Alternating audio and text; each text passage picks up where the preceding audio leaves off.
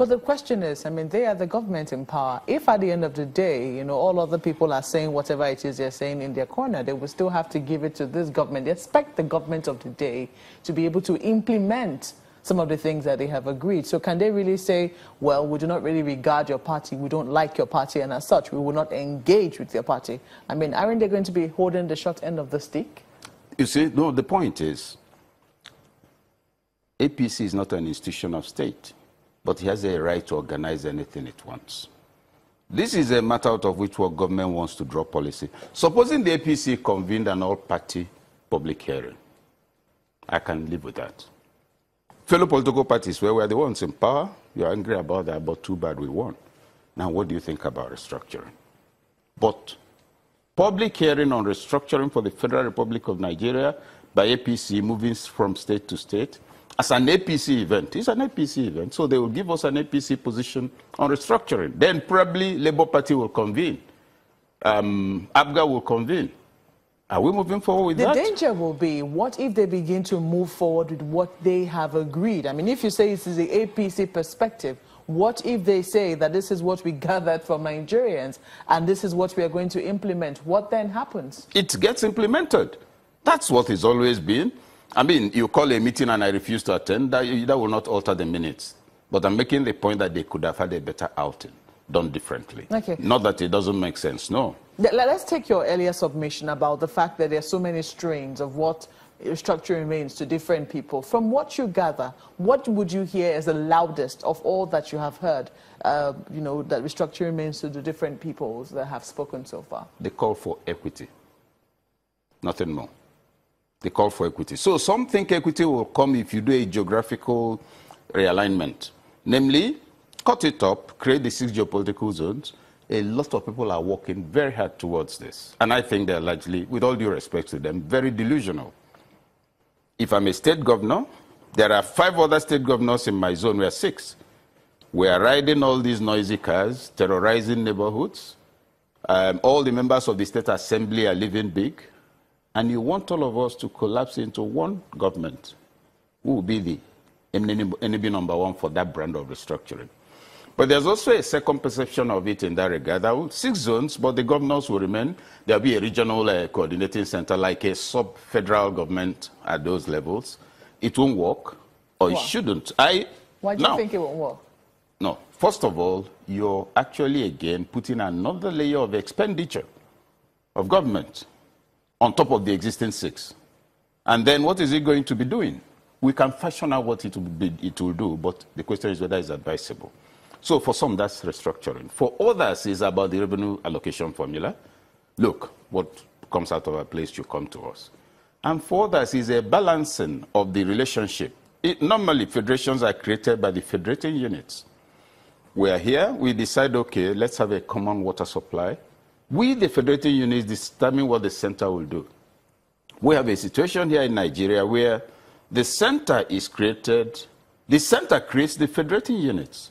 In other words, not that neighbors set up a vigilante for their street, but that the street created residents. It doesn't happen. And because it's not a federation that arose the way federations emerge, it is what you will call a come-and-take federation. The name you give your dog, that's what you call it, and the dog must answer. So you now have a center that has created administrative units, which it pretends is a federation, and which has common expenditure and the rest of it, which don't have their constitutions, which have no identity as how the federal, and which have been managed into irrelevance by the federal because you don't have enough access.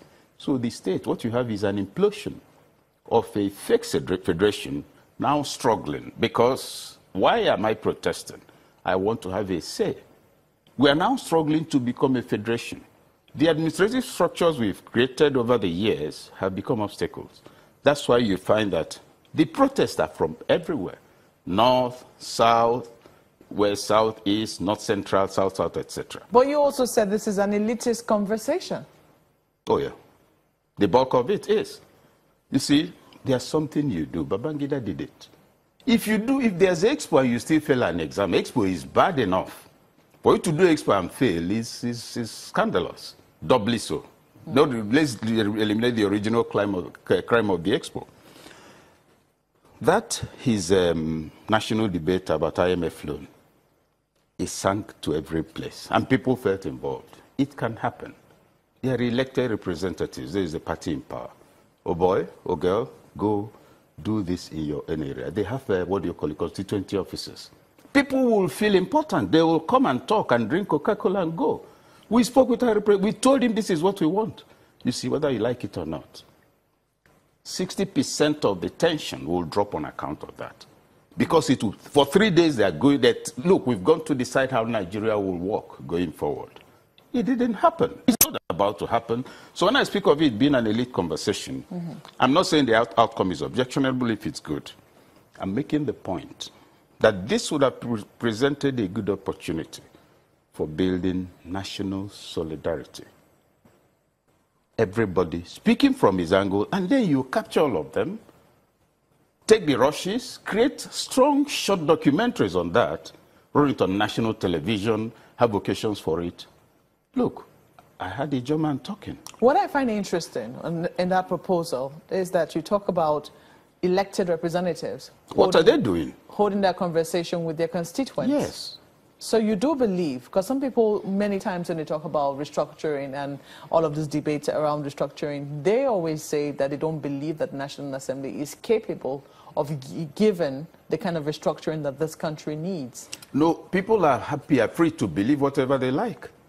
I don't believe You don't share that view, do you? Come on. You can abolish the National Assembly while it still exists.